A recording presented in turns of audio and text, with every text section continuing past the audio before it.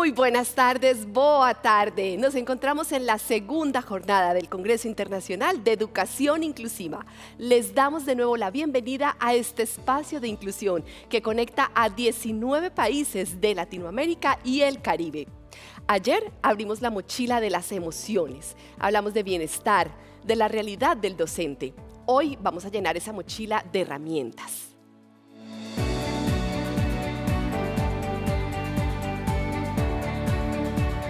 Y antes de arrancar, queremos agradecer de nuevo a nuestros aliados. UNESCO, Fundación Santillana, Smartec, CIEC y UNIR. Y les reiteramos la invitación de UNIR al taller Educar con Emoción para una inclusión efectiva, el día 28 de abril. Tienen más información en educacioninclusiva.santillana.com. Y no olviden que los estamos leyendo a través de nuestras redes sociales. Queremos saber cómo están viviendo este encuentro. Y gracias a todos ustedes por acompañarnos, por confiar y por creer que una educación verdaderamente inclusiva es un compromiso que vale la pena sostener. En esta dirección también trabaja nuestro siguiente invitado. Se trata de Valtencir Méndez, jefe de educación de la UNESCO para América Latina y el Caribe, una de las personas que mejor conoce la realidad de los docentes latinoamericanos, tras muchos años de experiencia trabajando en distintos países. Val, es un placer tenerte con nosotros. Hola Hilda, muchísimas gracias por esta invitación. Es un honor estar aquí representando a UNESCO y con muchas ganas de aprender de ustedes, de poder compartir en estas horas que tenemos juntos. Hoy quiero dirigirme a ustedes, educadores, educadoras, profesionales de la comunidad educativa, estos agentes del cambio más profundo que existe, ¿no? Que son las personas que cada mañana entran, ¿no? a una aula y apuestan por otro ser humano. Sé que muchas veces esta apuesta se hace en condiciones muy difíciles, con recursos insuficientes, con estudiantes que cargan historias complejas, con la sensación a veces de que están solos, ¿no? frente a un desafío que es enorme. Pues bien, quisiéramos transmitirles que no están solos, que precisamente quiero hablarles hoy de esto, de cómo, por ejemplo, dijo la directora general de Educación de UNESCO, la señora Giannini, en la última cumbre que dedicamos totalmente al tema docente, la última cumbre mundial. Y nos decía que los docentes no simplemente transmiten contenidos, más bien modelan el carácter, cultivan la resiliencia y desarrollan la capacidad de pensar libremente y actuar éticamente. Son, por lo tanto, arquitectos de posibilidades, ¿no? Y eso no es nuevo para nuestra región. Si miramos a Freire, ¿no? que ya nos decía hace más de medio siglo, que enseñar no es depositar información en mentes vacías. No, enseñar es un acto, ¿no? de compromiso, es un acto de amor, es creer que el otro tiene algo valioso también a decir, es esta co-construcción, ¿no? del conocimiento. Y esta tradición pedagógica latinoamericana, que va de Freire, de Gabriela Mistral, ¿no? la gran pedagoga y premio Nobel de literatura, de tantas y tantos otros docentes hoy en día también. Esto todo es parte del ADN que ustedes, ¿no? hacen cada día. Pero hoy esta convicción se enfrenta a una realidad que no podemos ignorar. América Latina y el Caribe se enfrenta a lo que la estrategia regional docente de UNESCO llama una triple crisis educativa.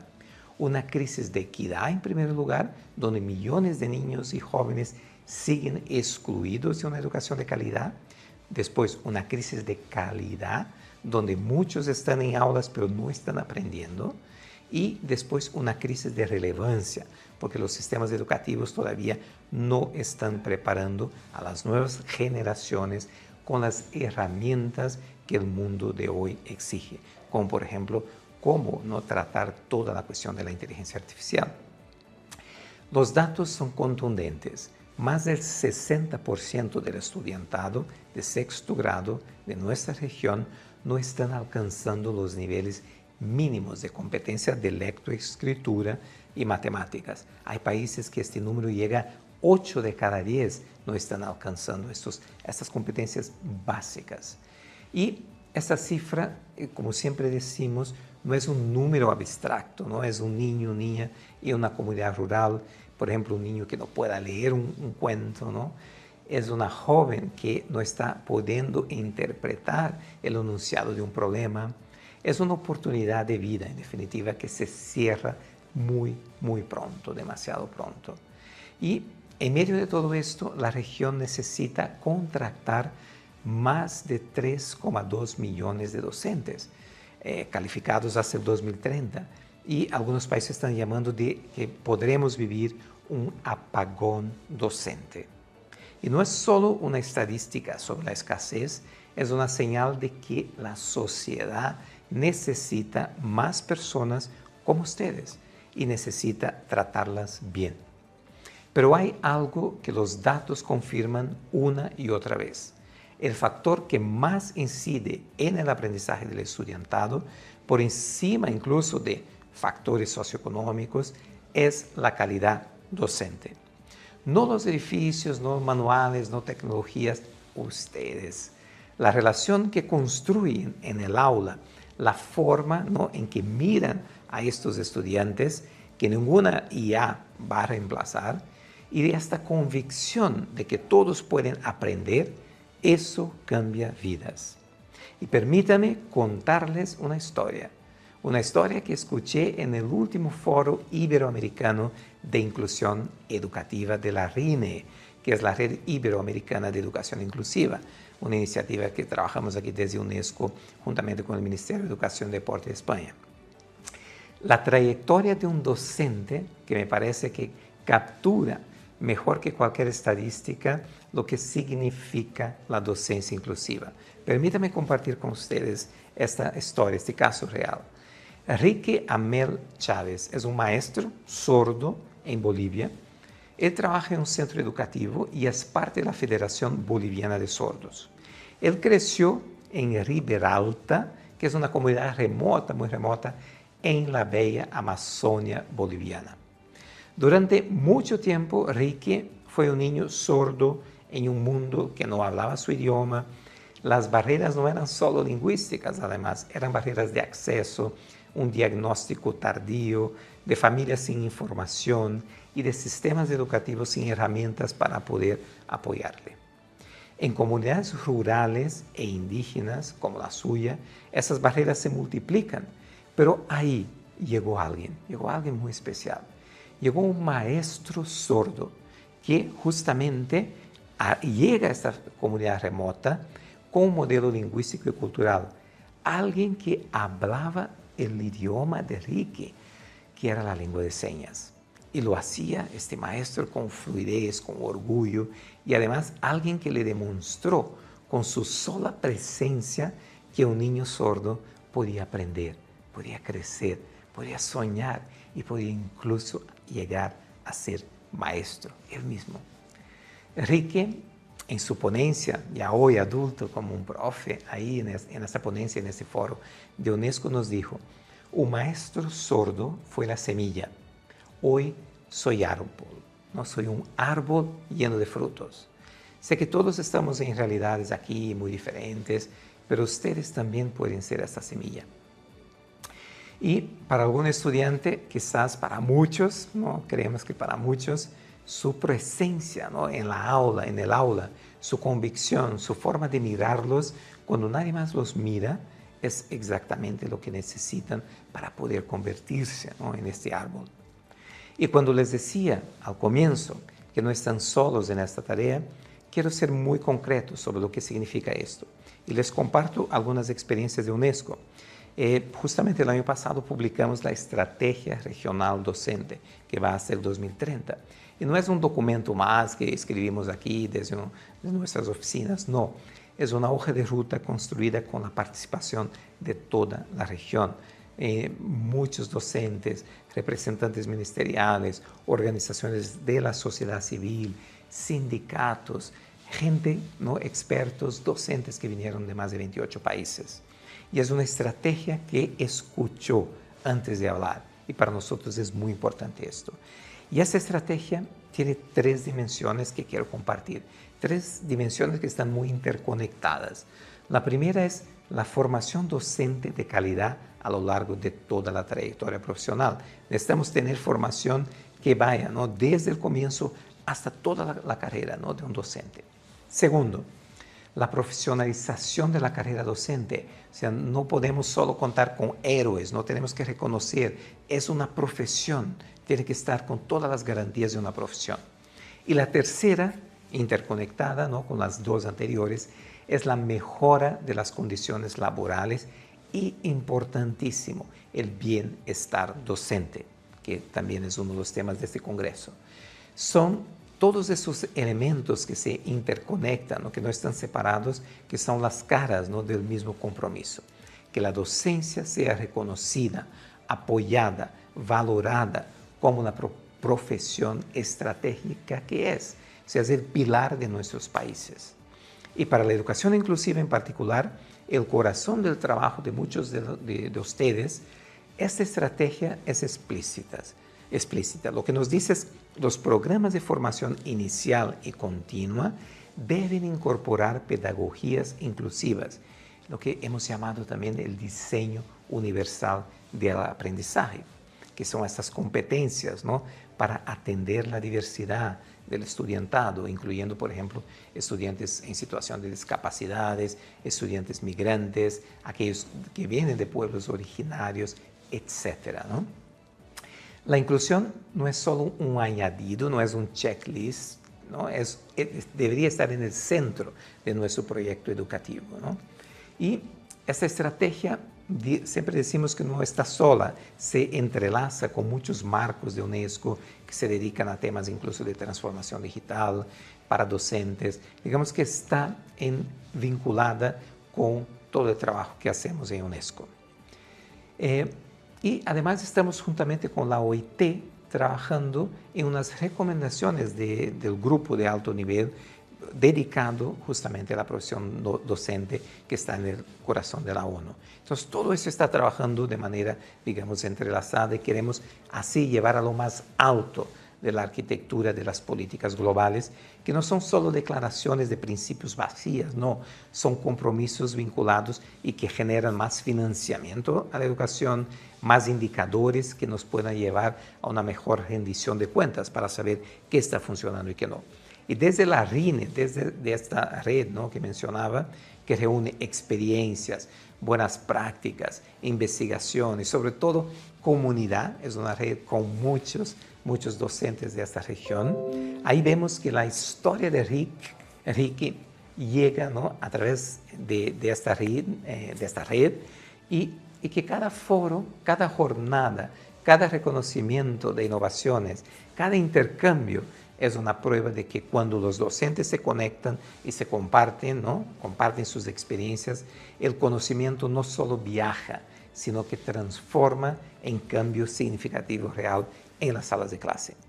Y ya que hablamos de formación inclusiva, quiero compartirles algo que nos enseña, digamos, la investigación que traemos, que es porque una cosa es saber que la inclusión importa y otra es saber cómo formarla en las aulas, cómo llevar toda esa teoría a la práctica. Y justamente la profesora Marta Sandoval compartió en esas jornadas de la RINE algo que me parece honesto y necesario. Ella nos decía, también a través de la investigación aquí en este proyecto, decía, hemos tenido dos grandes enfoques, ¿no?, en la formación docente para la inclusión. Y ninguno ha sido realmente exitoso. Y el primer de ellos es el más extendido, digamos, históricamente, que se ha centrado en la formación, en conocer las características de cada discapacidad, en diagnósticos e intervenciones muy especializadas. Y ese conocimiento tiene un valor, pero cuando el docente llega al aula ordinaria, ¿no?, con 28, 35, ¿no?, estudiantes distintos, ese conocimiento rara vez le orienta, ¿no?, en el cómo hacer en la práctica. El segundo enfoque, que diría que es más prometedor, pone el foco no pone el foco en la discapacidad, sino en el aprendizaje de todos, ¿no? Es lo que llamamos, ¿no?, el diseño universal del aprendizaje, el DUA. Pero aquí también hay desafíos como frecuencia, digamos que con frecuencia este enfoque se enseña de forma abstracta, muy cargada de principios, de marcos, a veces solo focalizado en lo digital, y que acaba terminando, ¿no?, a generar un material inaccesible para el docente en ejercicio. Entonces, ¿qué funciona? ¿Qué hacemos, no? Bueno, la primera recomendación es formemos a docentes inclusivos, no solo docentes informados sobre la discapacidad. La investigación nos dice que la formación más eficaz en inclusión es aquella que cambia 3 cosas al mismo tiempo: los conocimientos, las prácticas y las creencias. Y la más difícil de cambiar son las creencias, como pueden imaginar. Hay una actitud generalmente positiva hacia la inclusión, generalmente, y eso es bueno, pero cuando se llega al nivel práctico, al cómo hago esto, ¿no?, en mi aula, con mis recursos reales, ahí la cosa se complejiza, ¿no? Y eso no es falta de voluntad, es falta de, digamos, formación y de acompañamiento, ¿no?, adecuado. La segunda recomendación es construyan sentido de autoeficacia. ¿Qué quiere decir eso? Bueno, uno de los factores más poderosos en la docencia inclusiva es lo que la investigación llama autoeficacia, la convicción de que uno puede hacerlo.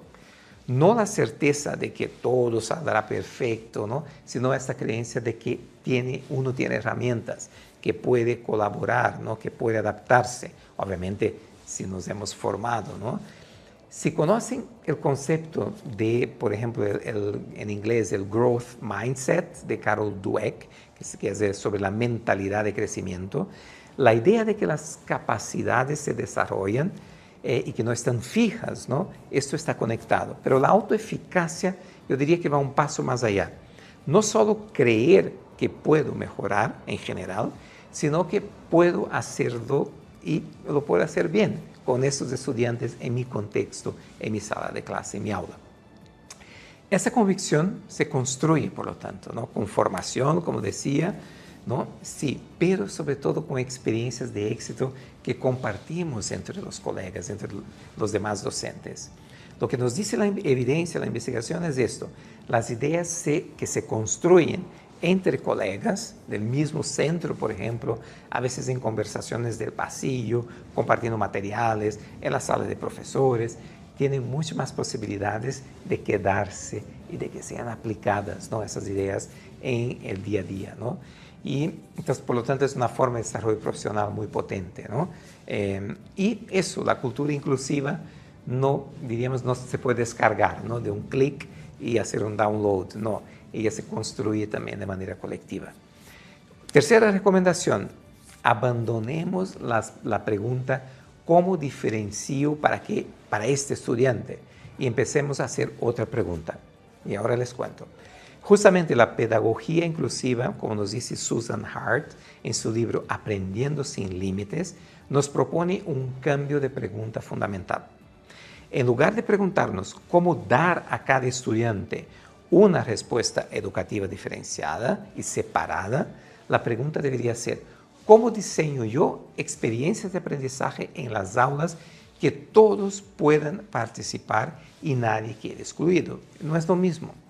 Así que ese cambio de pregunta cambia todo lo que viene después: cómo planifican, cómo evalúan, cómo, digamos, qué oportunidades se puede ofrecer a los estudiantes.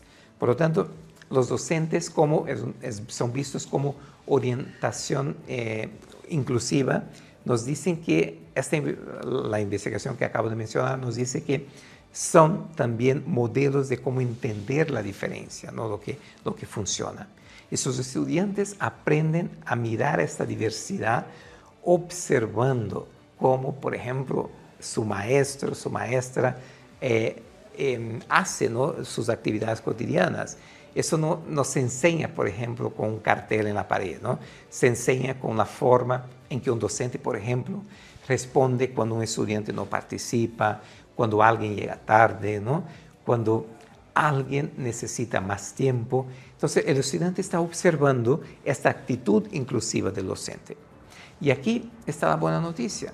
la formación inclusiva más eficaz no es aquella que solo beneficia al estudiante con discapacidad, es aquella que mejora el aprendizaje de todos y todas al mismo tiempo, ¿no? Empodera, ¿no? Y da bienestar también al propio docente. Esta inclusión que cuida también al que enseña, ¿no? Esta pedagogía del cuidado. Y eso es sostenible cuando hay, ¿no? todo este andamiaje, ¿no? Todos esos factores habilitantes, esto funciona y esto dura. Desde UNESCO, que coordina muchos mecanismos, y también tenemos aquí en esta oficina regional el mecanismo de coordinación del ODS 4 con sus redes, ¿no? Hay, digamos, una arquitectura diseñada para el acompañamiento, construida justamente pensando en ustedes. No para decirles cómo enseñar, eso lo saben mejor que nadie, sino para traerles evidencias, traerles apoyo, para que sus sistemas educativos puedan crear estas condiciones que ustedes, ¿no? Pueden hacerlo bien si tienen lo que decía, los elementos habilitantes, ¿no? Que permitan seguir aprendiendo a lo largo de toda la vida no profesional. Entonces, ¿qué les pedimos? Bueno, les pedimos que mantengan el interés, ¿no? El interés que les trajo hoy aquí a este congreso, ¿no? Es súper importante. Y ahí también les pedimos que participen, que no dejen que estas políticas, que estas acciones educativas se escriban sin su voz. Ustedes tienen que estar ahí. Y es justamente lo que esta estrategia de UNESCO, ¿no? Explicita, ¿no? Que en algo, digamos, que para nosotros es innegociable, que es que ustedes, docentes, deben ser protagonistas activos en el diseño, la implementación y la evaluación de estas políticas educativas. Su experiencia directa, ¿no? En el aula, su interacción directa, diaria con el estudiantado, es el insumo más valioso que existe. Ningún experto externo, ningún experto, digamos, de ninguna parte puede reemplazarle. Les pedimos, por lo tanto, que compartan, ¿no? Que aprendan de manera conjunta, que compartan sus prácticas inclusivas, sus estrategias, también sus fracasos honestos. Tenemos que aprender de los fracasos, ¿no? Pero sobre todo también sus logros silenciosos. Y digo silenciosos porque muchas veces uno no cree que este logro, que esta práctica es una buena práctica. Y sí, la mayoría de los casos lo es. La colaboración docente entre pares, entre escuelas, entre países, es una de las formas más poderosas de desarrollo profesional que conocemos. Lo que funciona en una comunidad de Bolivia puede ser la semilla de algo transformador en una escuela de Guatemala, de Jamaica, de Chile o de España. Además, les pedimos que cuiden de sí mismos y de sus compañeros docentes. El bienestar docente no es un lujo, es una condición para enseñar bien. Una persona exhausta, sobrecargada, sin reconocimiento, no puede dar lo mejor de sí. Así que exigen condiciones dignas de todo, ¿no? El sistema educativo, no como un favor, porque ustedes son supuestamente estos superhéroes, sino como un derecho, ¿no? Un derecho para poder seguir ejerciendo esta profesión, una de las más importantes del mundo. Y les pedimos que crean, ¿no? Que crean en lo que hacen, con la misma convicción con que el profesor Rique Amel creyó cuando era aquel niño, ¿no? Sordo en Bolivia, que era posible un mundo distinto, porque un maestro creyó en él primero. Vivimos un momento de urgencia, ¿no? Y estamos viendo cada día, ¿no? en los noticiarios. También vemos, ¿no? Que los datos que tenemos en UNESCO, acabamos de hacer, por ejemplo, una encuesta con más de 200,000 estudiantes. Todo esto nos está trayendo a la luz realidades, momentos complejos. Pero también vivimos momentos de esperanza, porque creemos, ¿no? Que tenemos una oportunidad única con todas las herramientas que hay, marcos, las redes, ¿no? Creo que nunca estuvimos tan conectados. Entonces, hay más, ¿no? Elementos, recursos para poder apoyarnos en esta transformación de la educación. Y desde donde estamos, ¿no? Desde nuestro contexto. Y el centro de esta transformación son las y los profes, no como ejecutores de política y pedagogías no diseñadas fuera, sino como autores, ¿no? como los que realmente saben que la inclusión no es una categoría administrativa, no es un checklist, ¿no? Es una práctica cotidiana, ¿no? De mirar a estos estudiantes, ¿no? Y preguntarse, ¿qué necesito yo cambiar hoy para que este niño, esta niña, pueda aprender de verdad? Esta es una pregunta que nos acompaña a diario. Y UNESCO, quiero volver a transmitir, quiere caminar con ustedes en responder a esta pregunta. Y desde estos marcos normativos, ¿no? Hasta las aulas, desde los acuerdos ministeriales, hasta las conversaciones entre docentes, ¿no? En su sala de clase, entre la sala de profesores, hasta un chat de WhatsApp, que tenemos programas con WhatsApp. A las 10 de la noche estamos ahí. Así que les invitamos a seguir aprendiendo, a seguir conectando con el trabajo de UNESCO y sus aliados como Santillana, y que trabajemos, ¿no? Esta inclusión de manera conjunta. Seamos parte de esta necesaria transformación educativa que tanto necesitamos. Así que acabo con un agradecimiento enorme por estar aquí, por acompañarnos y por querer seguir construyendo juntos esta transformación que tanto necesitamos. Muchas gracias.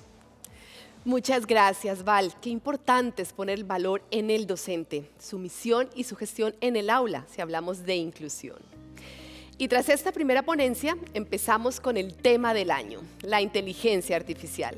En Santillana creemos que la IA solo sirve si cumple una función, hacerles la vida más fácil. La tecnología debe ser una aliada para personar el aprendizaje, no una barrera más.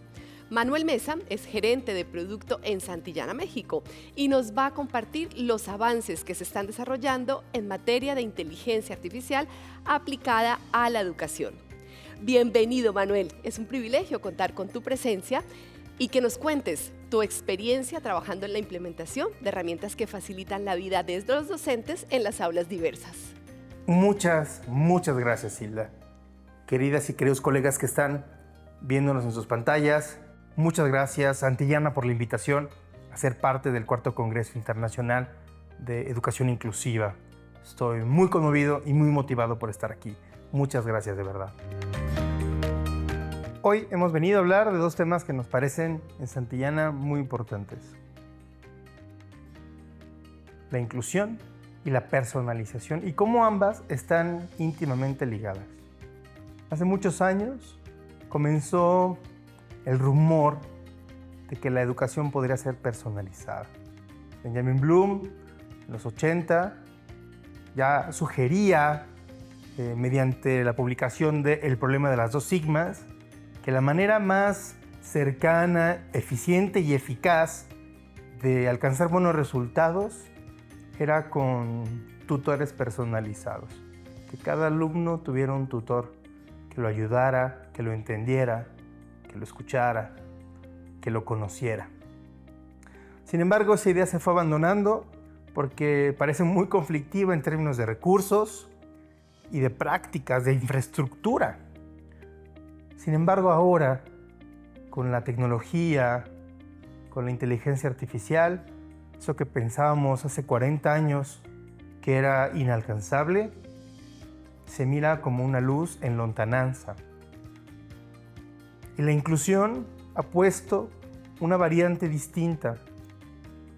La inclusión y la diversidad en las escuelas ya es un hecho. No conozco escuela alguna, y miren que visito bastantes escuelas durante el año, que no expresen su necesidad, su ímpetu y sus ganas de ayudar a personas que habitan alguna de las neurodivergencias, por ejemplo, u otras de las características de la diversidad en la escuela, en las infancias y en las juventudes. Por eso es que ya no podemos no mirar, ya no podemos no hacernos cargo de lo que pasa. Escuela, sistema educativo y familia son lo único que tienen esas personas para sentirse parte del discurso educativo global y de sus propias metas, sus propios sueños. Hay una metáfora que decimos mucho sobre las escaleras y las rampas. El mundo durante muchos años estuvo construido pensando en, y lo voy a entrecomillar, en lo normal, en las personas que tienen habilitados todos sus sentidos y que su sistema locomotor funciona adecuadamente según los estándares y que no tienen ningún problema para acceder a ciertos momentos y a ciertos espacios. Y así diseñamos el mundo pensando en que solo existe un tipo de persona. Pero no existe un tipo de persona, existimos muchísimas corporalidades, muchísimas habilidades, muchísimas maneras de habitar el mundo. Por lo tanto, construir escaleras y luego convertirlas en rampa parece una gran idea. Pero ¿qué pasa cuando en lugar de pensar en escaleras y rampas, piensas en no necesitar subir a ningún lado? Que el mundo funcione con caminos planos, como dirían en el Popol Vuh, que no encuentre obstáculos ni en la bajada ni en la subida.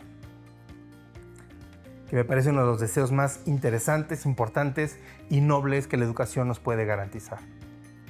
Que no tenga obstáculos en la bajada ni en la subida. Y Santillana lo sabe. Santillana ha puesto esfuerzos ya en construir estos ecosistemas donde no se atienden de forma especial o de forma aislada a la diversidad, sino que todos son parte de la misma ecuación, todos bailan al mismo ritmo, aunque a diferente compás. Y parece que esa metáfora suena más divertida de lo que pasa en el salón de clases. Porque además los docentes, con las pocas o muchas herramientas que tienen, no me van a dejar mentir colegas que nos están viendo, es un problema que lo tienen en las manos y que les está quemando, los está exponiendo a situaciones incluso peligrosas, ¿no? No saben cómo reaccionar, no tienen herramientas. Y las que forman, las que se integran por sus ímpetus de capacitarse, de buscar herramientas por su propia cuenta, no siempre son tan fáciles para acceder a ellas o no siempre son gratuitas. Entonces hay una brecha entre sus ganas y su ímpetu por tener una clase en lo horizontal y las herramientas que les ayudan a eso. Con Santillana queremos proponerles una herramienta que de la mano de la inteligencia artificial los acerque a tener una experiencia de clase horizontal, generosa. Incluso una experiencia donde, aunque la inclusión sea la piedra de toque, el lugar al que vuelven constantemente, no sea solo el principio, que su clase tenga una cotidianidad que no tenía antes, con todos los tipos de personas que habitan el salón de clases. Por ejemplo, lo que les quiero mostrar ahora es algo que ya está en el salón de clases. En México, en algunos colegios de Santillana Compartir, tenemos inteligencia asombrosa. Y se los quiero mostrar. Inteligencia asombrosa es un sistema de generación de planeaciones, proyectos y actividades que permite que los profesores generen en segundos, a partir de un formulario, planeaciones, proyectos y actividades con inteligencia artificial. Esa descripción ya parece cotidiana, administrativa, parece un commodity que ya cualquier sistema educativo debería proveer. Sin embargo, en este ciclo escolar, el que habitará, al menos aquí en México, en el 26-27, tendremos una herramienta de inclusión. No para hacer planeaciones o proyectos diferentes para cierto tipo de personas, no, sino que serán planeaciones, proyectos y actividades que incluyan a todas las personas que habitan el salón de clases, utilizando el diseño universal de aprendizaje. Vamos a verlo. Bien, bienvenidos y bienvenidas, colegas, a Inteligencia Asombrosa. Quisiera explicarles toda la herramienta, sino solo esta que dice inclusión. Esta está destinada para personas que habiten en algún punto del neurodesarrollo. Verán que tenemos un disclaimer legal, porque es muy importante. Esta es una herramienta que acompaña, que da seguridad, confianza a quien la utiliza. y por lo tanto no genera diagnósticos y no sustituye en lo absoluto la recomendación de un especialista. Además, todas las recomendaciones que de aquí surjan son flexibles, se adaptan. Una vez que aceptamos, podemos comenzar, ¿no? Lo primero que solicitamos es que tengamos el diagnóstico a la mano, si es que existe algún diagnóstico. Si no existe, antes de tomar cualquier decisión es consenso con familias, que familias, escuela, docente entren en un consenso sobre cómo ayudar, cómo facilitar la vida escolar de sus estudiantes. Condiciones del neurodesarrollo, aquí podemos elegir algunas. Elegiremos el trastorno por déficit de atención e hiperactividad, que sabemos que semánticamente hay ciertas controversias, pero esta es la semántica, la gramática aceptada y en consenso por las autoridades de salud y educativas en casi toda Latinoamérica. Los grados o los tipos de presentación, esto cambiará de acuerdo con cómo cambie o la condición que seleccionemos arriba, los aspectos que queremos considerar y los recursos disponibles. En este caso, los que tienen algunas escuelas Santillana, computadoras, una conexión a internet y habitamos un aula tradicional, ¿no? Entonces lo haremos para el nivel de preescolar, para tercero de preescolar. Esto es un campo que solo está en México, pero que se relaciona con las matemáticas. Este es el contenido que elegimos. Vamos a proponer alguno de estos, aprendizajes específicos o PDAs. Y una vez que elijamos esto, nos vamos a la selección de eje articulador. El eje articulador también es un requisito curricular en México, o el número de sesiones que querramos tener, 4, 5, pongamos 5, y sea inclusión, ¿no?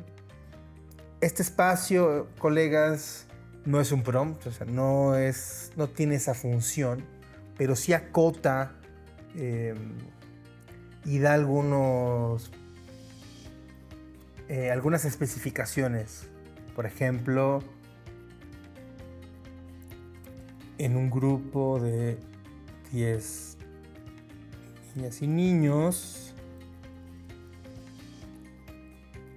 tenemos 2 compañeros que están en algún punto de las neurodivergencias. Todo esto es en vivo, queridos colegas. Estoy utilizando inteligencia artificial en vivo, así que enviemos buenas vibras, por favor, desde donde estén, para que esto funcione como debería funcionar. Debería tardar no más de 45 segundos, pero uno nunca sabe, el internet de las cosas es muy traicionero. Entonces levantemos nuestras manos y enviemos toda nuestra buena vibra para que esto funcione como debe funcionar. Se dan cuenta, esta herramienta tiene un objetivo curricular, de planeación o de generación de proyectos o de modalidades educativas o didácticas, pero siempre con una herramienta de inclusión que no da opciones, sino que genera una planeación en la que todos los estudiantes quepan. No hace excepciones. Y para lograrlo utilizamos el diseño universal de aprendizaje.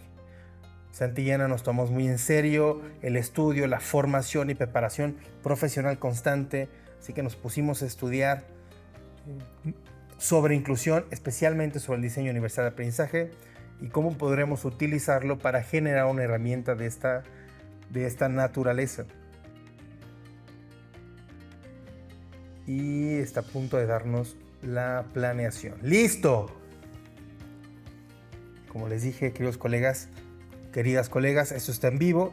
Esta ubicación curricular, esto que está aquí al lado, es importante para quienes el Ministerio Educativo, como el de México, tienen una exigencia y un nivel de cumplimiento importante. Y aquí está la planeación. Ustedes pueden hacer cambios directamente aquí si así lo desean, ¿no?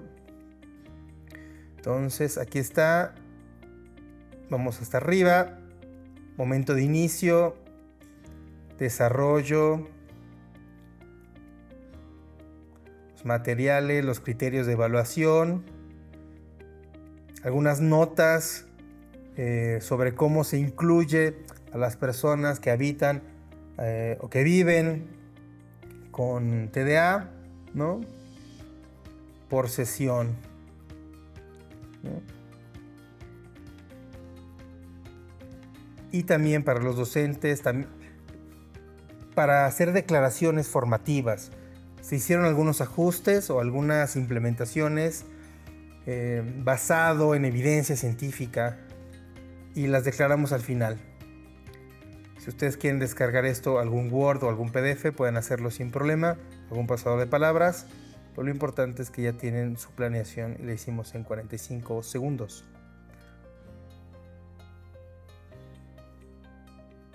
Listo, esto es inteligencia asombrosa.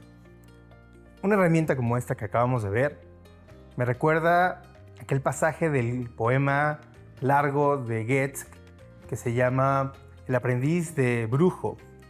En El aprendiz de Brujo, que además después una compañía de entretenimiento animado hizo una película muy bonita, no les puedo decir cuál es, pero investíguenla.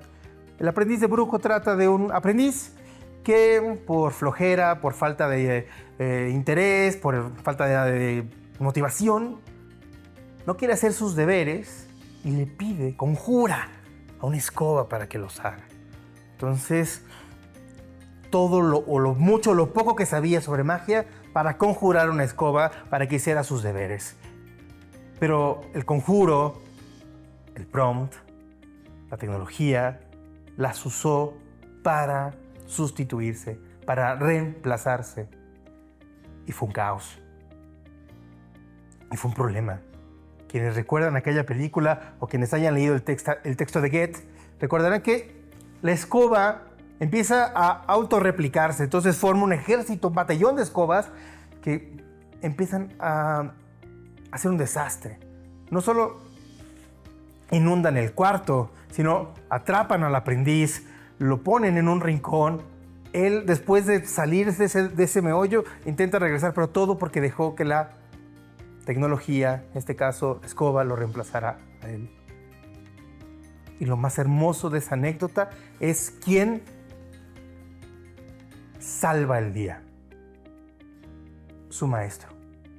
Su maestro regresa, entra a la habitación cargado de agencia, cargado de potencia humana, cargado de conocimiento y detiene el desastre.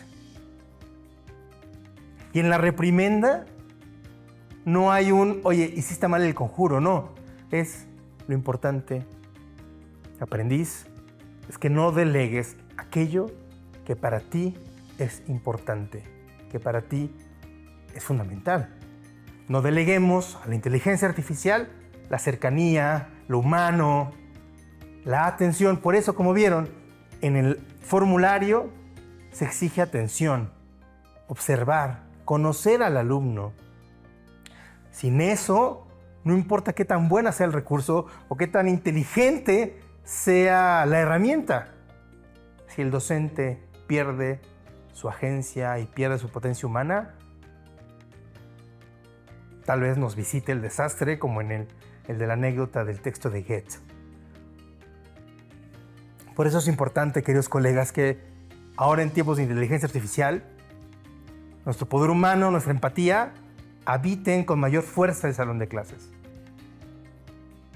Que sea una oportunidad. La inclusión no debe ser un accidente, sino una decisión nuestra de incluir, de habitar con amor y con generosidad el salón de clases. Por eso es importante que estas herramientas se utilicen con el conocimiento, con la generosidad y con el acompañamiento necesarios. Y Santillana ha puesto muchos esfuerzos por generar esas líneas de acompañamiento, porque no están solos. Santillana está con ustedes. No solo dotándolos de herramientas, sino acompañándolas en el uso, acompañándolos en la implementación de tecnología en el salón de clases. Este acompañamiento también nos ayudará a nosotros a conocerlos más, a saber cuáles son sus problemas reales, sus fricciones reales, y con eso nosotros tomaremos más y mejores decisiones de este lado. Pero la inclusión, la personalización, son el camino para tener un mundo más pleno, más humano, más gentil. Y casi todo, si no es que todo, empieza por los lugares que ustedes habitan, por el salón de clases. Colegas, muchas gracias por su esfuerzo cotidiano. Congresos como este, herramientas como la que les mostré, son un esfuerzo en común, porque la inclusión en unos años sea parte del discurso de la cotidianidad. Muchas gracias, Hilda, por la invitación, por hacerme parte de esto, y también gracias a Santillana por la organización de estos eventos que son fundamentales para el futuro de nuestras infancias en Latinoamérica. Muchas gracias. Muchas gracias a ti, Manu. Nos ha quedado claro que la mejor tecnología es la que nos hace más humanos y nos libera tiempo para mirar a los ojos a nuestros estudiantes. Gracias, Manu, por traernos el futuro al presente.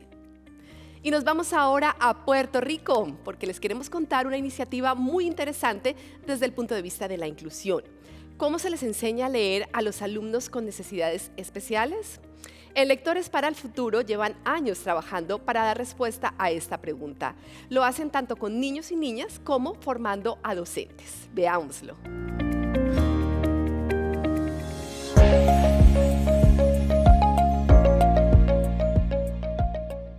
Enseñar a leer de manera inclusiva requiere que se tomen en consideración aquellos estudiantes que tienen problemas para leer.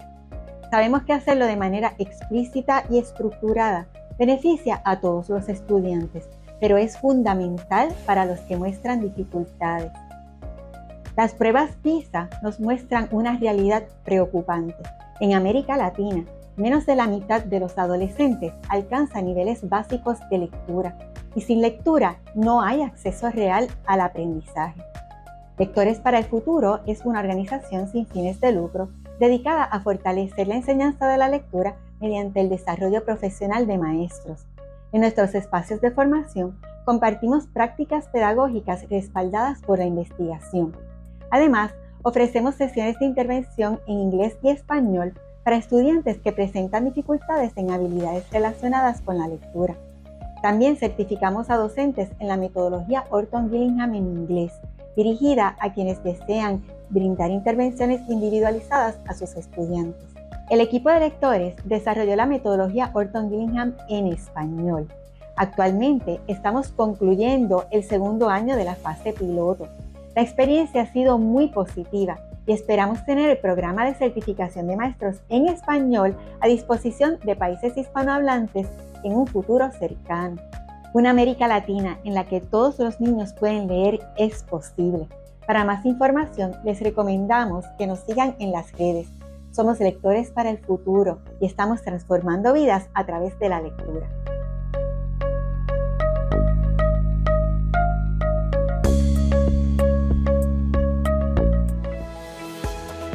Muy interesante la iniciativa de Lectores para el Futuro.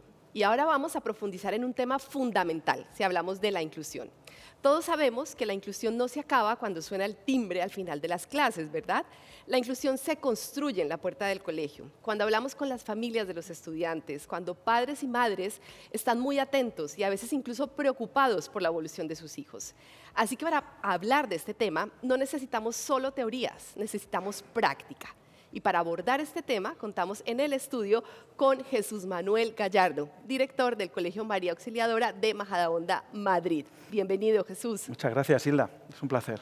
Bueno, Jesús, tengo que contar un poco tu expertise. Eres filósofo, teólogo, docente en formación en pedagogía, experto en metodologías activas aplicadas al aula, entre muchas otras cosas. Pero tú te defines como Educador.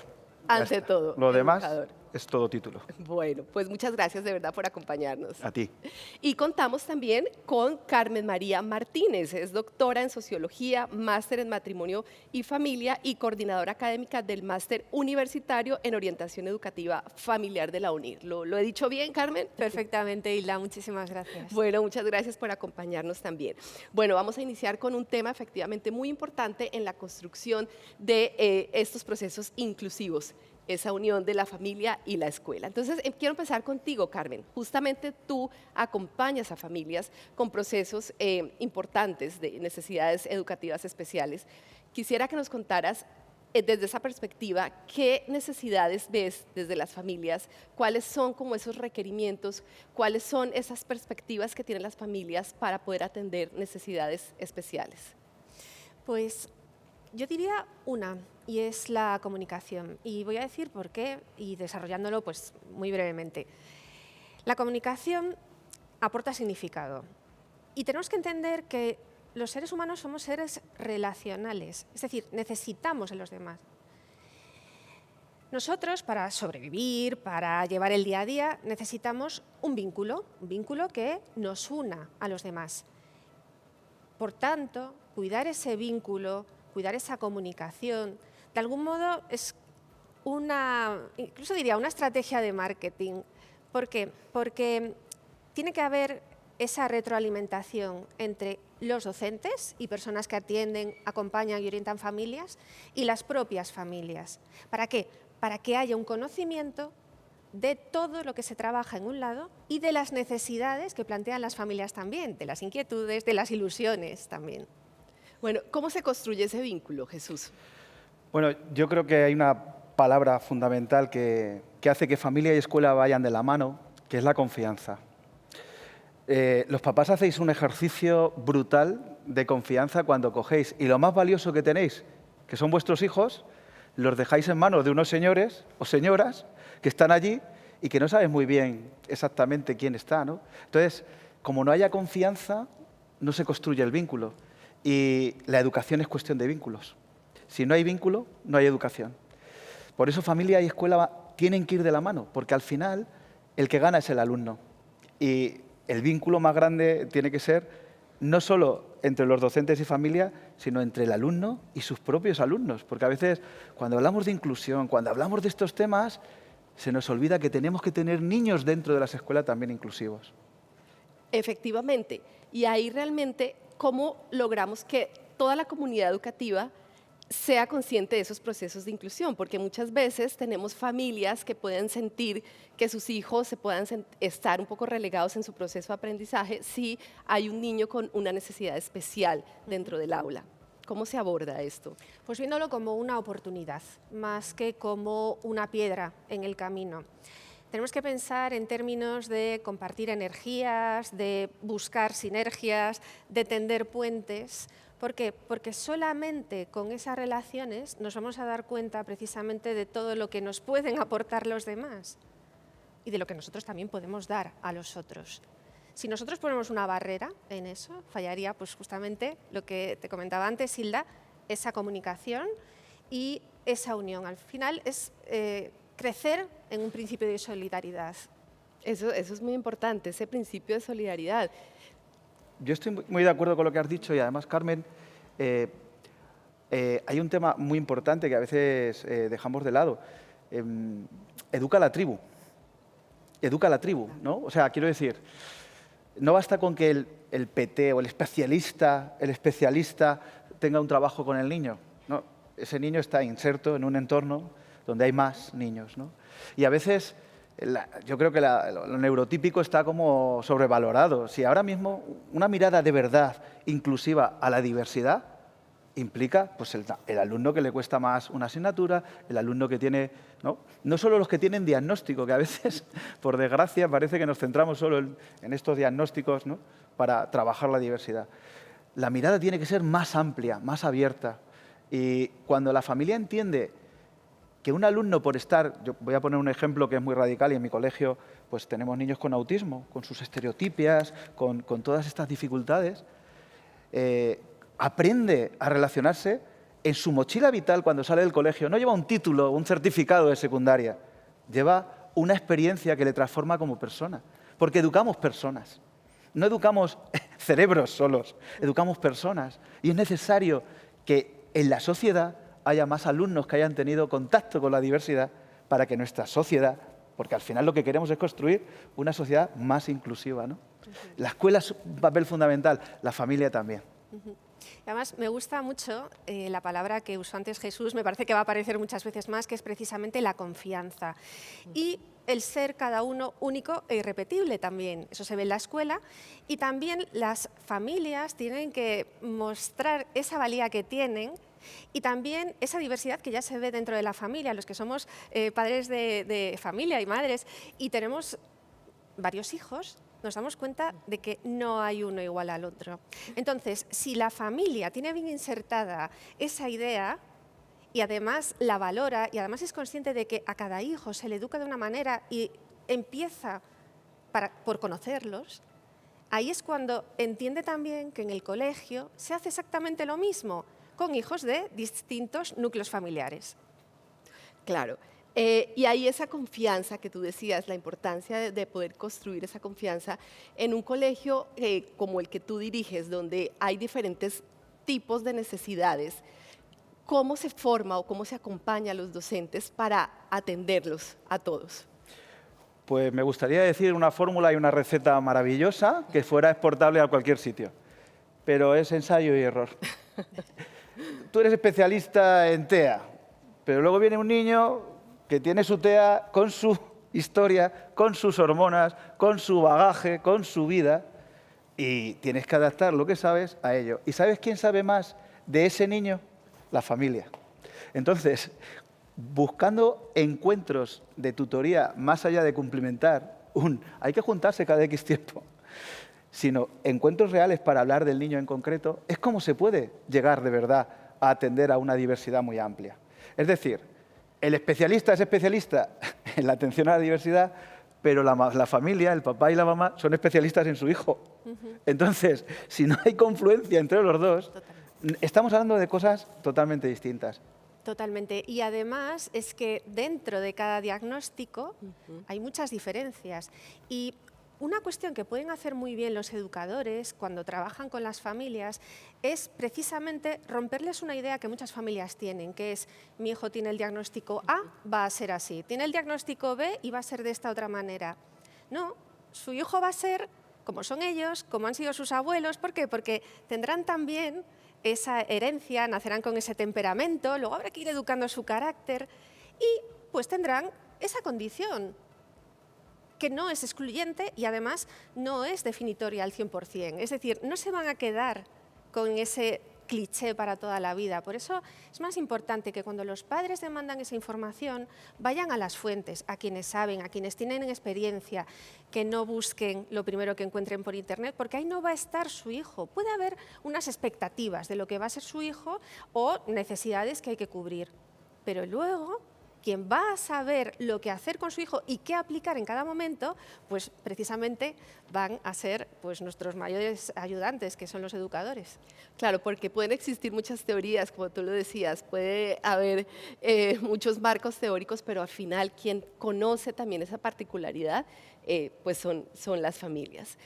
Y ahí en el rol directivo, cuéntanos, tú tienes una estrategia de centro. ¿Cómo abordas esto para que realmente logre permear y se convierta en una cultura inclusiva? Hay muchas tentaciones cuando eres directivo. Hay una tentación de, hay un problema, mira al otro lado. Lo que dice la norma, hay que hacer lo que dice la norma. Pero eso es una ética de mínimos. Y ser educador, es que tengo un cuñado que trabaja haciendo coches. Trabaja en una fábrica que hay aquí, que es la Mercedes. Él trabaja haciendo coches. Yo trabajo haciendo personas. Es diferente. Él cobra más que yo. Y eso que yo soy director. Pero lo nuestro es una vocación. Entonces, yo estoy convencido de que los directores tenemos un papel fundamental. Por ejemplo, en nuestro colegio hemos hecho una opción para que los tutores en secundaria, que si hablamos de inclusión en infantil y en primaria, donde las diferencias, Carmen lo puede corroborar, no son tan abismales, cuando llegas a secundaria Los profesores tienen que tener una sensibilidad especial para trabajar con los niños, o si no, se quedan muy descolgados. Entonces, la opción de que pasen más tiempo con ellos, porque en secundaria normalmente somos especialistas de nuestra materia. Desde la dirección de mi cole hemos hecho un plan que ha sido durante muchos años y sigue, para que los profesores no tengan solo una especialidad, sino que se formen para poder dar más materias y así pasar más tiempo con los niños. Porque cuanto más tiempo pasas con ellos, más les conoces, más les quieres y, como dice nuestro fundador Don Bosco, la educación es tarea del corazón. Así es. Qué interesante esa pregunta que has hecho a Jesús sobre precisamente pues, los equipos directivos. ¿Por qué? Porque las familias también ven cuando hay esa cohesión y esa cohesión hace que las cosas funcionen y además que las familias tengan también un asidero al que ir. Cuando ven que los equipos funcionan, que los docentes están bien coordinados y que además se les sabe motivar. Pero sobre todo pondría hincapié en eso, en esa unión. Eso a las familias les reconforta. Porque finalmente es transmitir ese proyecto educativo que se tiene y que las familias puedan recibirlo en su totalidad, porque a veces, y aquí volvemos al punto inicial, a veces esa comunicación falla y muchas veces los colegios hacen muchísimas cosas, esfuerzos ingentes que no llegan a conocerse del todo en las familias. Por eso decía al principio que es también un poco una estrategia de marketing, de decir, aquí es lo que van a aprender vuestros hijos o las expectativas que tenemos. Estos son los medios que tenemos, podemos conseguirlo o no, pero esto es lo que hay. Y además, pues también las familias es muy bueno que vayan viendo esa producción poco a poco y que si hay altibajos, vamos a decirlo de esta manera, si hay altibajos no pasa nada. Son simplemente pues, nuevas carreteras que se pueden ir abriendo en ese aprendizaje. Pero sobre todo saber que se está haciendo algo. ¿Qué sucede? Que hay muchas familias pues, en las que sí contamos con profesionales de la educación, profesionales de la salud, es decir, de ámbitos que ya pueden estar acostumbrados a esto. Pero también tenemos que pensar en aquellas familias que provienen de otros ámbitos, de otras experiencias y no saben, por ejemplo, para qué sirve un logopeda. ¿Qué función tiene el PT? ¿Qué función tienen pues, tantos y tantos profesionales involucrados? Entonces, también está muy bien que se pueda conocer en un lenguaje de a pie, cotidiano y, sobre todo, insertándolos también en ese tipo de actuaciones que los profesionales llevan a cabo para verlo. Y luego también, por parte de los profesionales, y aquí también animo a todos los educadores que nos están viendo, que pongan también esas pequeñas pruebas para realizar en casa. Es decir, que el trabajo que se hace en el aula o en el trabajo que se haga en el ámbito profesional de la naturaleza que sea, que también se vea con los medios cotidianos que se pueden usar en casa para llevarlo a cabo y sin estreses. Aquí quiero romper una lanza en favor de los profesores y de los educadores, porque es verdad que nosotros estamos muy entrenados en trabajar con los alumnos, pero el marketing nos cuesta un poco. Nos cuesta un poco. Y es verdad que quizá en este siglo en que vivimos, en que la comunicación es tan importante para poder saber, conocer para elegir mejor, pues quizá una laguna que tenemos que resolver y los directores de los colegios tendríamos que habilitar la formación es en este ámbito. Porque es verdad que da mucha tranquilidad a las familias saber lo que se hace, saber cuanto más se hace, mejor.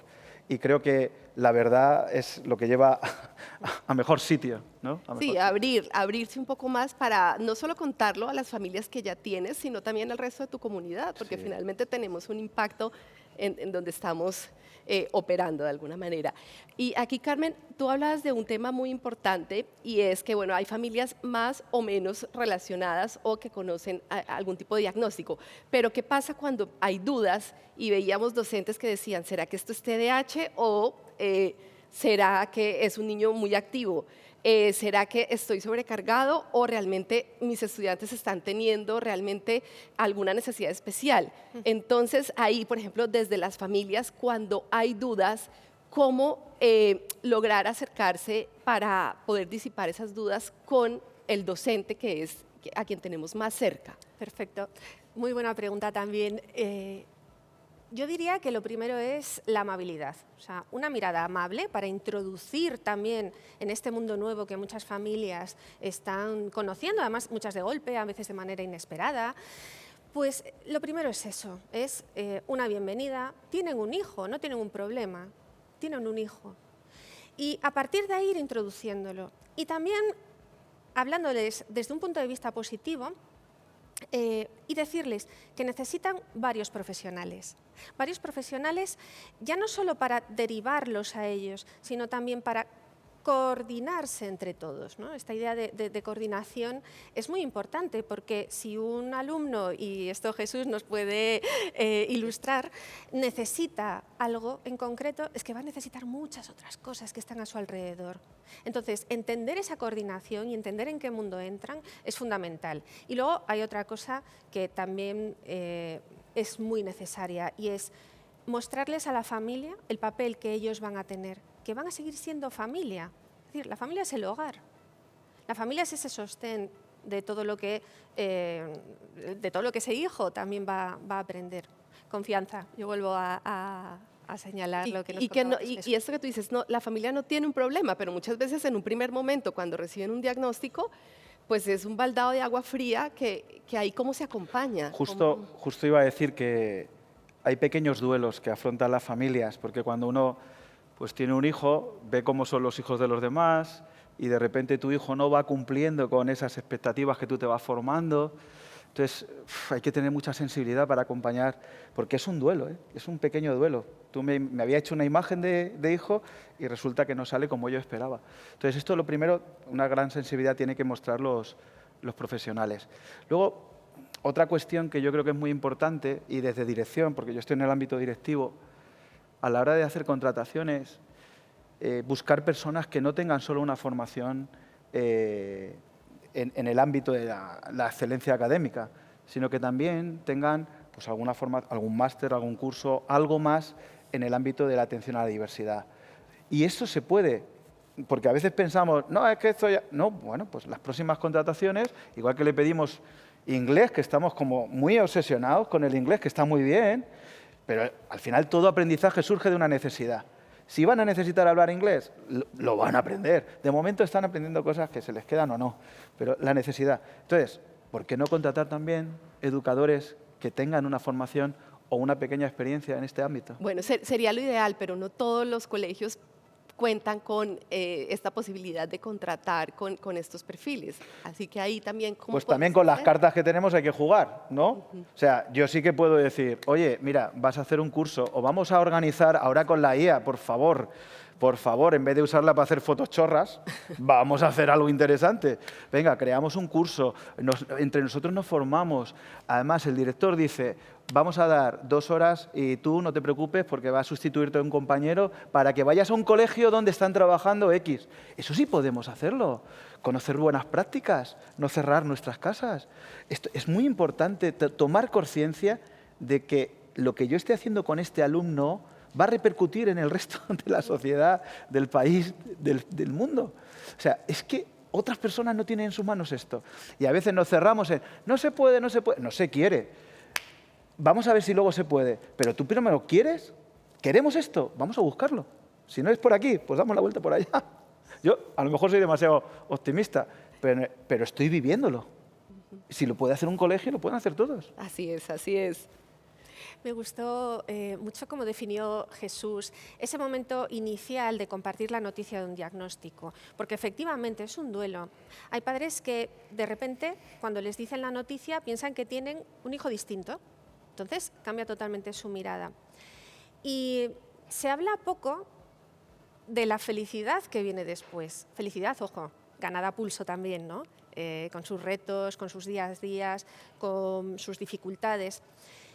Una idea también bonita y realista de que le podemos decir a las familias también, es decir, vamos a pasar de unas lágrimas de tristeza a unas lágrimas de alegría. Vas a necesitar muchas cosas, vas a necesitar esa tribu que decía antes Jesús.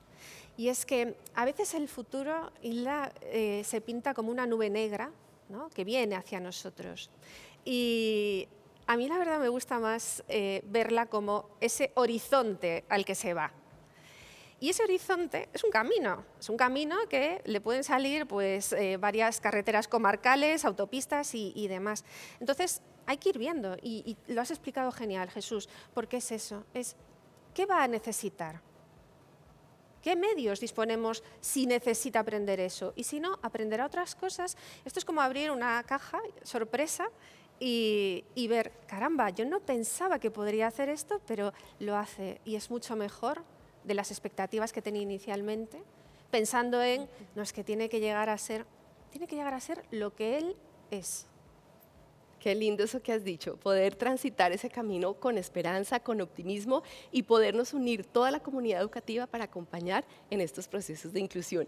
El tiempo se nos está agotando, yo quisiera poder seguir hablando aquí con ustedes, tenemos muchísimo más que abordar, espero que lo podamos hacer en una próxima oportunidad, pero antes de acabar con esta mesa, 3 titulares que podamos resumir desde la perspectiva de las familias y desde la perspectiva de los colegios. Bien, yo diría que es la seguridad que tienen que tener las familias, también una seguridad basada en el agradecimiento, porque va a ser también una forma de comunicar a todos los docentes lo que las familias viven. Y eso también va a ser un motor para los propios docentes y educadores, precisamente para hacer mejor su labor y adquirir esa experiencia de la que antes hablaba Jesús, esa intuición. Luego diría también realismo, no poner objetivos ya que no se van a cumplir, poner metas que se puedan alcanzar y también pidiéndoles a las familias. Es decir, hay que tener también un nivel de exigencia, incluso a los propios alumnos que tienen esas necesidades educativas especiales. Y por último diría también la alegría, una alegría sana, una alegría, vuelvo a decir, realista. Yo no quiero decir que esto sea un camino fácil, pero sí que tras el esfuerzo y tras las batallas del día a día, que son como las de todas las familias, es verdad que hay batallas más específicas, eso verdad, es indudable, pero se puede ser alegre. La alegría. Y se consigue. Bueno, pues yo diría, voy a decirlo a la cámara porque lo tienen que aprender bien los docentes. 3 cosas: humildad, tribu y mirada. Humildad. Tú sabes mucho de tu especialidad y de tu materia, docente, pero el que sabe más de su hijo es esa familia. Sé humilde, escucha y déjate llevar por eso. Tribu. No basta con que los docentes estén sensibilizados, no basta con que el especialista esté sensibilizado. Si los niños no están sensibilizados, momentos de patio, momentos de excursiones, subida del patio, bajar al recreo, se sienten solos porque no está el docente inclusivo. Es la comunidad entera la que educa, tribu. Y la tercera, mirada, amplitud de mirada. Lo neurotípico está sobrevalorado. Nuestro fundador de nuestra institución, San Juan Bosco, decía que quería a los niños con las 3 S's: sanos, sabios y santos. Sanos, mental y también física. Qué grande educar a todos los niños, porque todos tienen su necesidad. Sabios, cada uno hasta donde pueda dar, cada uno lo que puede. Pero ¿cuánta gente sana y sabia conocemos que son malos y hacen el mal? Necesitamos también la tercera S, que sean santos, que sean buenos. Si salen así del colegio, sean como sea su cerebro, habremos logrado algo. Así que, docentes, esto es apasionante. Hilda, ¿me dejas añadir? Por supuesto, Carmen, por supuesto. Una cuarta, porque las palabras de Jesús son muy motivadoras. Yo le diría a las familias, y me atrevo también a decir a aquellos que acompañan a las familias, que sean prudentes, pero que también sean valientes. Valientes en ese camino y en ese recorrido que nos espera. Pues bueno, muchísimas gracias por habernos acompañado. Nosotros por la oportunidad santillana de trabajar esto, que hay que darle mucha visibilidad. Somos esa tribu, al final somos tribu. Somos. Me uno a los agradecimientos a Santillana, gracias Hilda, gracias Jesús y a todos los que nos han estado escuchando con toda su atención y buena voluntad de mejorar en este camino. Muchas gracias, Carmen, muchas gracias, Jesús, por habernos acompañado en este camino en el que nos espera un amplio recorrido. Incorporamos ahora la voz de nuestra última ponente del Congreso. Se trata de Tatiana Luis, fundadora de Autismo en Positivo, una de las principales voces sobre autismo en habla hispana. Su relato es el de una persona que convirtió la inclusión en el aula en su forma de vida. Ella comenzó su carrera profesional en el mundo de la empresa en España y en la actualidad dirige en Santiago de Chile un centro de ayuda a niños y familias con necesidades especiales. Muy buenas tardes, Tatiana. Cuéntanos cómo fue ese cambio de rumbo en tu vida.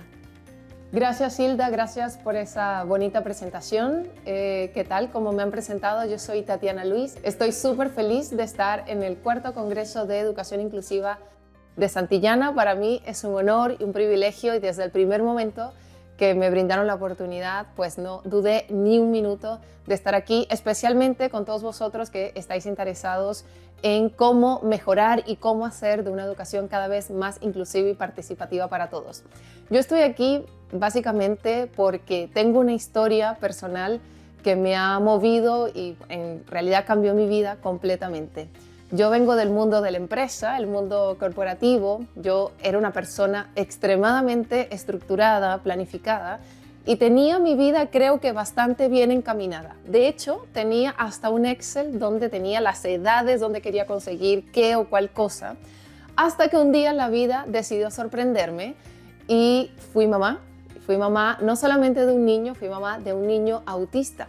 Y en ese momento, cuando yo vivía en Madrid, pues empecé lo típico, lo que generalmente hacemos todas las mamás o todas las personas sabias, buscar en Internet.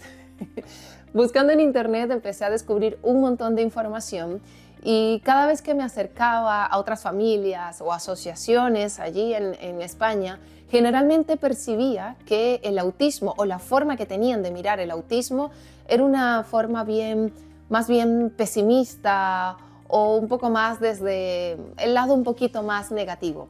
De hecho, muchas veces me decían, wow, qué pena que tu hijo sea autista, pero no te preocupes, mamá, no te preocupes, que todo va a salir bien, no te preocupes, que lo vamos a sacar adelante, que tu hijo va a ser un hijo normal. Y esa persona no lo sabe, pero en cuanto me dijo la palabra normal, algo en mí resonó. Porque me pregunté y dije, ¿quién dijo que mi hijo no era normal? ¿Quién estableció lo que es normal y lo que no es normal? Así que yo estuve convencida desde ese momento que yo no quería convertir a mi hijo, en un niño neurotípico, en un niño que se pareciera a los demás. A mí me encantaba cómo era, me encantaba su forma única de existir en el mundo. Y la verdad que como no pude encontrar, o en ese momento no encontré algo que resonara con mi forma de ver la vida, pues decidí estudiar y abrir yo y crear yo ese propio camino. Fue allí cuando fundé Autismo en Positivo, porque quería comentar, quería ayudar y comunicar al resto de personas, a la comunidad, que hay una forma bonita, una forma amable de entender y de comprender la neurodivergencia. Y esa forma amable, bonita, más inspiradora, es algo tan sencillo que todos podemos hacer hoy. Primero, entender que la normalidad no existe. Y segundo, entender que todos somos diferentes y absolutamente necesarios. Esto me ha llevado a hacer muchísimas cosas a lo largo de mi segunda carrera o trayectoria profesional. Y hoy, un año después de haberme mudado a Chile, he celebrado y puedo celebrar el primer aniversario de mi centro, el Centro de Atención a la Diversidad de Autismo en Positivo, y aquí nos encargamos de ayudar precisamente a familias, a profesionales, colegios, instituciones, empresas, a comprender que la neurodivergencia no es un error, sino es una manera maravillosa y única del ser humano. Así que hoy, en este 4º Congreso de Educación Inclusiva, estoy muy contenta de poder entregarte algunas herramientas que sé que como docente vas a valorar muchísimo.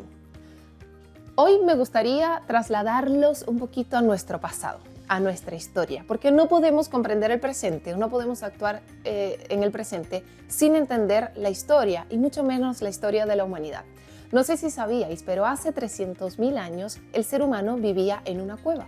Sí, así, dentro de una cueva. Allí pasamos muchísimos y muchísimos años. Pero hubo un grupo de personas que empezó, o se notaba, que eran bastante diferentes al resto, que pensaban distinto, que tenían intereses distintos a los de la mayoría, Y ese grupo de personas empezó a salir de la cueva, empezó a explorar. De hecho, ellos se cuestionaron y dijeron, ¿qué pasará allá afuera? ¿Qué pasará si combino esta cosa con esta otra? Gracias a ese grupo de personas que hoy, gracias a la evidencia científica, podemos comprender que eran personas que tenían un cerebro distinto, es decir, eran neurodivergentes, el ser humano pudo evolucionar, pudo salir de la cueva, pudo poner en valor y desarrollar habilidades increíbles que hoy nos diferencian con el resto de las especies. Es decir, gracias a la diferencia, nosotros, los seres humanos, hemos podido evolucionar. Y eso a mí me parece increíble, porque cuando notamos que de verdad la diferencia en el cerebro de las personas hace o logra cosas maravillosas, entonces podemos verla y abrazarla de una manera distinta. Ahora bien, hablamos mucho de los términos neurodivergencia, neurodiversidad, autismo, doble excepcionalidad. Yo sé que las redes sociales están llenas de muchos conceptos y muchas veces los conceptos pueden estar un poquito mezclados o los significados quizás no son tan rigurosos. Vamos a establecer algunas bases. En primer lugar, ¿qué es la neurodiversidad y qué es la neurodivergencia? La neurodiversidad es el conjunto de cerebros humanos, todos juntos, es decir, los más de 8.000 millones de cerebros que existimos ahora mismo en el planeta Tierra formamos parte de la neurodiversidad. Se estima actualmente que entre el 15 y el 17% de ese grupo de cerebros hay un 15 y un 17% que es un poco distinto. A estos grupos de cerebros los llamamos neurodivergentes, es decir, que la estructura, el funcionamiento, la forma de conectarse en sí mismo ese cerebro es distinto, diverge a lo que es la mayoría. A este grupo de cerebros mayoritarios les vamos a llamar cerebros neurotípicos. Ojo que digo neurotípicos y no digo neuronormales o neurocorrectos, sino simplemente típicos. El resto lo vamos a llamar cerebros neurodivergentes, es decir, que divergen de lo que es mayoritario. Si yo os pregunto a todos los que estáis aquí conectados y digo, ¿cuál de los dos grupos de cerebros es el correcto? Seguramente me vais a decir, todos son correctos o ninguno es correcto. En realidad, yo creo que aquí podemos tener una opinión unánime, todos los que estamos aquí conectados. Y es que no hay ningún cerebro que sea mejor que otro. No hay uno que sea correcto y otro que sea incorrecto. Creo que todos estamos conscientes de ello. Sin embargo, aunque lo sepamos, nuestras prácticas, nuestras decisiones nos llevan hacia otro lado. ¿Por qué si pensamos que ambos cerebros son correctos, que ambos deben ser aceptados, entonces por qué invertimos tanto tiempo, recurso, energía, dinero, por ejemplo, en hacer que el grupo divergente se parezca más al neurotípico? Por Dios, Tatiana, no, es imposible lo que estás diciendo. Yo jamás haría eso. Yo jamás haría que un cerebro divergente se parezca a uno típico. No, ¿por qué? Si ambos son correctos. Pues bien, vamos a hacernos algunas preguntas. ¿Por qué generalmente, y aquí voy a hablar, tengo aquí varias gorras, hoy me voy a poner, ahora me pongo la de mamá, ¿por qué las mamás, no sé, o los papás, los cuidadores, llevamos a los niños a la terapia de fonoaudiología o logopedia, por ejemplo? Seguramente nuestra intención es que hable como los demás. ¿Por qué llevamos a los niños a terapias de habilidades sociales? Porque queremos que se comporten o que tengan habilidades sociales como los demás. Es decir, que aunque sepamos que su cerebro también es correcto y merece estar en el mundo y merece ser celebrado, nuestras decisiones y nuestras acciones van hacia lo contrario. Y eso crea una disonancia, una incoherencia muy potente en un colectivo, en este caso el colectivo neurodivergente, que realmente sufre lo que es la discriminación de una manera sistemática y repetitiva, y muchas veces no somos conscientes de ello. Hoy yo sería feliz si te vas, aunque sea con esta idea. La normalidad no existe. Lo que es normal para ti probablemente no lo sea para el de la persona que tienes al lado. Aunque compartan casa, aunque compartan trabajo o edad, por ejemplo. Muchas personas me han dicho en charlas o cuando hablo con familias, me dicen, Tati, es que la normalidad es lo que hace la mayoría. Pues quizás hoy déjame desmontarte ese concepto o esa creencia si tú crees eso. Si pensamos que lo normal es lo que hace la mayoría, entonces probablemente en España deberíamos estar comiendo el arroz con las manos, porque muchas personas en el planeta, la mayoría, come, por ejemplo, con las manos y es algo que culturalmente en ciertos países está bien aceptado y no necesariamente encaja en nuestra propia normalidad. La normalidad es un concepto bien abstracto y particular y depende muchísimo de cómo se mire. Hoy me gustaría ayudarte a que podamos hacer un cambio de mirada hacia la neurodivergencia. ¿Y esto cómo se traduce en la escuela? Lamentablemente, sí, estamos en 2026, pero seguimos presenciando aulas o un sistema educativo que fue diseñado para un solo tipo de estudiante, un estudiante normativo. Un estudiante que puede permanecer un rato largo sentado, por ejemplo, un estudiante que escribe, un estudiante que usa sus palabras para hablar, para comunicarse, por ejemplo, un estudiante que no necesita moverse demasiado, por ejemplo, un estudiante que entiende códigos sociales quizás más o menos implícitos. Y la verdad es que déjame decirte, y yo sé que tú lo sabes, que ese estudiante no existe.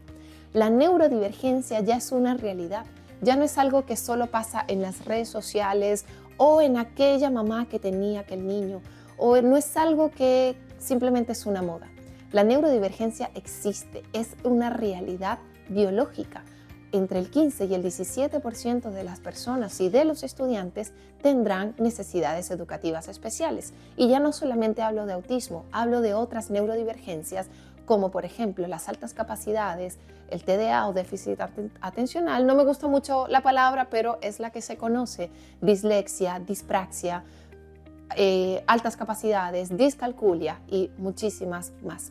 Es una realidad y nosotros como adultos, y especialmente si nos dedicamos a la educación, tenemos que garantizar el acceso a la educación de todas las personas, de todos los estudiantes. Y somos conscientes de una realidad que es innegable. El docente del aula quiere hacer lo mejor posible. El docente que está allí con esa cantidad de estudiantes y que tiene estudiantes neurodivergentes se siente cansado. Hemos escuchado de todo y todo tenéis absoluta razón. Están cansados, no hay recursos suficientes, no hay tiempo. Hay muchos diagnósticos, parece que todos los niños necesitan un diagnóstico. Muchas veces los docentes no están preparados para ello, pero esto partiendo incluso desde lo que estudiaron en la universidad. Cuando se prepararon para ser docentes, no les prepararon para lograr una participación verdadera de los estudiantes neurodivergentes. Y eso es una realidad. Estamos viendo que la escuela en general está reaccionando al problema, no planificando, no previniendo el problema. Y de eso hoy os quiero hablar, porque una escuela que no planifica está todo el tiempo, todo el rato, reaccionando tarde generalmente a situaciones o a problemas que ocurren dentro del aula con las personas neurodivergentes. Hoy el docente está cansado y tiene razón, porque la inclusión no es una responsabilidad individual, es una responsabilidad colectiva. Es una responsabilidad del sistema entero que tiene que cambiar.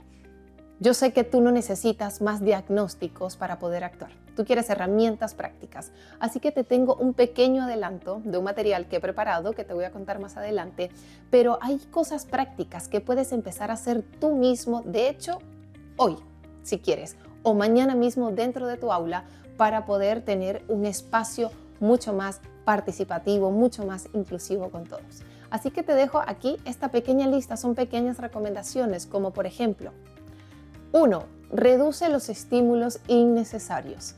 A veces no nos damos cuenta, pero hay exceso de ruido, exceso de colores. Mira las paredes de tu aula y hazla lo más sencillas posibles.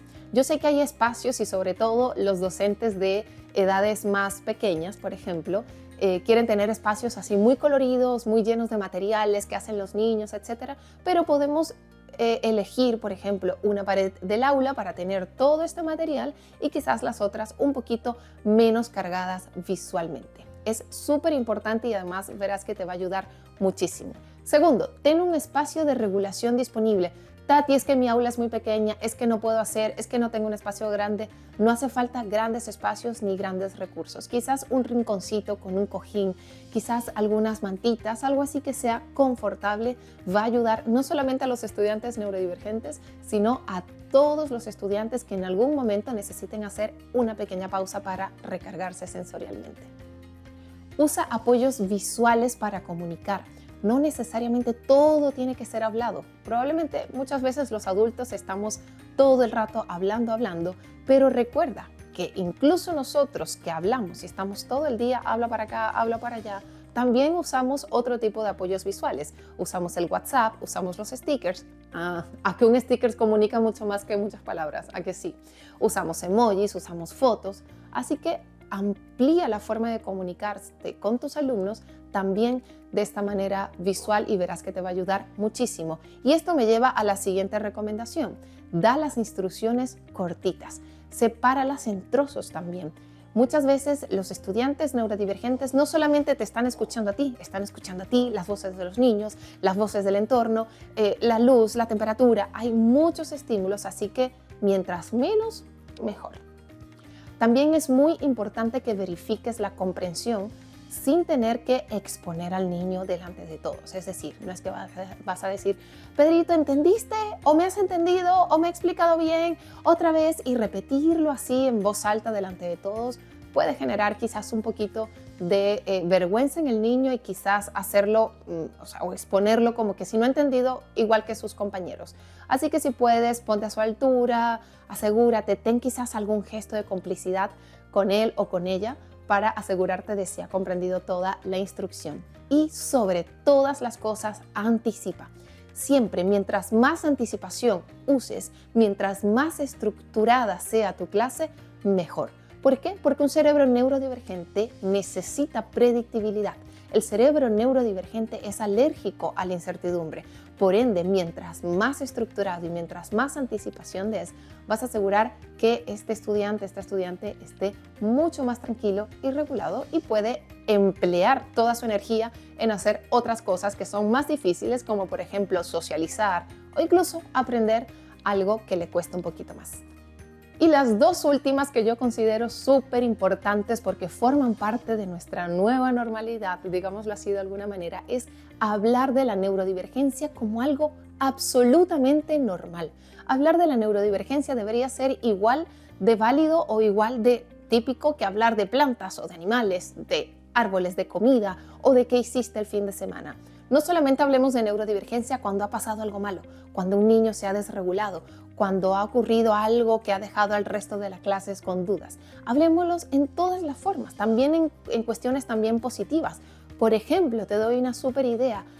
Usa exponentes o referentes que sean neurodivergentes. Te voy a dar un súper dato. Muchas de las personas que hoy han creado o que han creado modelos educativos, por ejemplo, que han sido hasta Premio Nobel de la Literatura, como Gabriel García Márquez, los creadores de tecnología, de internet, de inventos, muchos exponentes del arte, de la música, han sido personas neurodivergentes. Y hablamos de ellos por sus obras, pero no hablamos de ellos por su cerebro, por su neurodivergencia. Así que pongamos en valor que muchos de los avances que hemos tenido como humanidad han sido gracias a personas neurodivergentes. Como os decía antes, crear un aula participativa no es una responsabilidad individual, sino colectiva. El corazón de un aula inclusiva, participativa, nace desde el diseño, no solamente desde la reacción o las cosas que voy a hacer a último minuto. Desde el primer momento en cómo diseñamos incluso la forma de aprender, la forma de enseñar, allí ya estamos siendo participativos. Por eso existe marcos o referencias tan importantes como el diseño universal para el aprendizaje. Así como lo aplicamos en el diseño, los arquitectos aplican diseño universal para hacer los espacios accesibles, pues nosotros como responsables y garantes de la educación de toda la infancia, pues también deberíamos considerar tener el DUA como el corazón de nuestra aula. Es algo bien importante y además al alcance y accesible para todos. Y para que veáis que cuando el sistema cambia, también podemos impactar en niños, en familias, y podemos hacer un cambio bien importante y trascendente, os quiero contar la historia de Elizabeth, ¿vale? Vamos a hablar de esta niña. Esta niña, cuando era pequeña, cuando estaba en la primaria, era descrita como una niña curiosa, decían que era brillante, incluso que había que hacerla pasar de curso porque estaba muy adelantada. Sin embargo, también había desafíos. Era una niña tímida, le costaba salir al recreo, por ejemplo, sufrió acoso escolar, lamentablemente, y generalmente su escolarización no fue demasiado buena. La profe llamaba a su madre, la madre iba, todo el tiempo lo mismo de siempre. Y era forzada, de hecho, tenía que salir a jugar, tenía que escribir, estar sentada todo el tiempo, tenía que seguir ciertas instrucciones y las normas de lo que es una escuela tradicional. Sin embargo, esta niña tuvo la suerte de encontrarse con una maestra que decidió hacer algo más. La maestra entendió las necesidades de la niña y comprendió que probablemente ella no necesitaba salir al recreo, que lo sentía como una jungla, como los demás niños. Y ella hizo cambios simples. Esta maestra la dejaba, por ejemplo, que estuviese en el recreo con ella. La dejaba entrar a la biblioteca, aunque no estuviese disponible o abierta para el resto de niños. Incluso le daban algunas tareas para que estuviera siempre en la compañía de un adulto, para evitar precisamente estos casos de acoso escolar. También hicieron otro cambio que fue sencillo, pero que para esta niña fue el cambio de la vida completamente. Le dejaron hacer evaluaciones diferenciadas del resto de niños. A veces le costaba escribir y terminar todos los trabajos escritos, así que a esta niña le intercalaban algunas cosas escritas, algunas cosas también de manera oral. Se le daba muy mal el tema de las artes, pintar, recortar. De hecho, la niña tenía 8, 9, 10 años y todavía no sabía recortar con tijeras. Y una profe decidió y dijo, esta profe de las que hoy os estoy hablando, dijo que quizás recortar no iba a ser tan importante y dejaron de presionarla para que consiguiera ese hito. Pues bien, historia larga, corta, esta niña terminó sus estudios, fue a la universidad, hizo una carrera y en su vida adulta se dedicó a ayudar a muchas familias y muchos colegios que están pasando por situaciones similares. Y hoy esa niña está hablando aquí con todos vosotros en este cuarto Congreso de Educación Inclusiva. Sí, esa niña de las que os estoy hablando soy yo y quiero aprovechar de dar públicamente gracias a esa maestra que me protegió y me guardó y que con cambios muy sencillos logró que mi vida cambiara para siempre. Eran los años 90, no había presupuesto, era una escuela, la verdad es que en un sector bastante vulnerable. Pero sin embargo, la voluntad de esta maestra hizo que no solamente cambiara mi vida, no solamente la de mi familia, sino que me ayudó a que yo pudiera generar un cambio en la sociedad. La diversidad siempre impulsó los grandes cambios de la sociedad. Hoy es día de que impulse un gran cambio en la escuela. Hoy es día que estos niños formen parte de la historia. Todavía no sabemos qué niños tienes tú en tus aulas, no sabemos qué van a hacer en el futuro, pero sin duda serán algo relevante. Estos niños también pueden escribir la historia. Mi pregunta es si tú también quieres formar parte de ella. Si te he inspirado y eres ese maestro, ese docente que quiere crear un aula cada vez más participativa, he preparado para ti una lista de herramientas sencillas, fáciles, muy realizables, para que tengas un aula participativa. Así que aquí te dejo todos los datos para que te la puedas descargar y te la puedas llevar a esa aula que, así como a mí me transformó, seguramente lo puede hacer con muchos de tus estudiantes. Me encanta que podamos ser parte de esto. Me encanta ser parte de la historia, esta historia de la humanidad.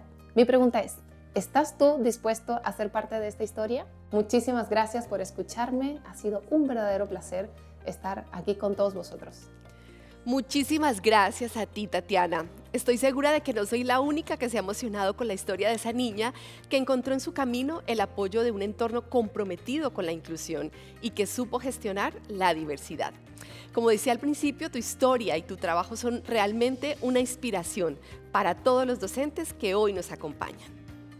Llegamos así al final de este cuarto Congreso Internacional de Educación Inclusiva.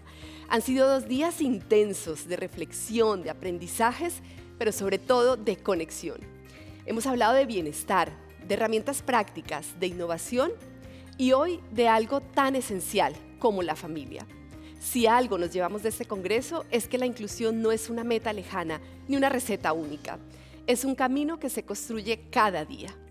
Gracias a cada docente que está hoy aquí, porque la inclusión sucede en sus aulas, en sus miradas y en su manera de enseñar. Y gracias a las familias, porque su voz es imprescindible.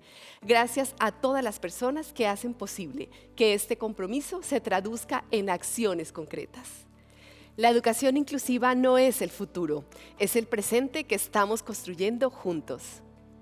Y recuerden que tienen a su disposición el certificado de asistencia para que lo puedan descargar una vez finalice el congreso, a través del formulario que está en la página web. Muchísimas gracias por haber formado parte de esta 4ª edición. Espero que nos podamos ver en una próxima oportunidad.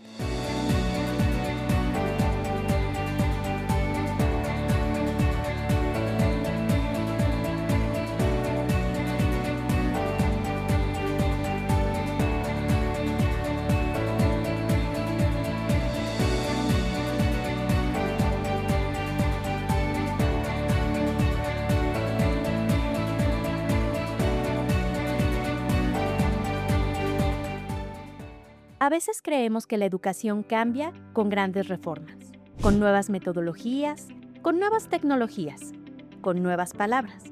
Pero la verdadera transformación comienza en algo mucho más simple, en la decisión de mirar a cada niña, a cada niño y decirle, aquí hay un lugar para ti.